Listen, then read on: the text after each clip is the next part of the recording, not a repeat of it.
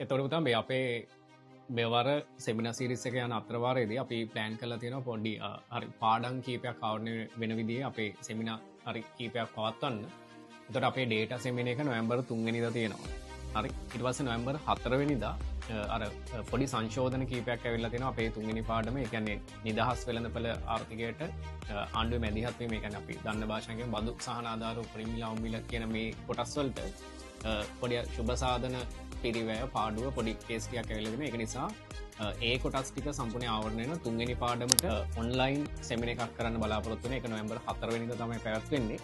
ඊට අතිරේකව අපේ ජාතික ගිණුම් කියන පාඩමට අපි කතා කරන ආදායම් ප්‍රවේශ සංශෝධන ඇවිල්ලා තියෙනවා. ඒතකොට ඒ සංශෝධනත් එක්ක අලුත් මහ බැංකු වාර්තාවේ කාරණාත් එක්ක ඒක නොවැම්බර් 5 වෙනිදා අපි සෙමින එකක් සම්පූර්ණයෙන් සාකච්ඡා කරන්න බලාපොරොත්තු වෙනවා.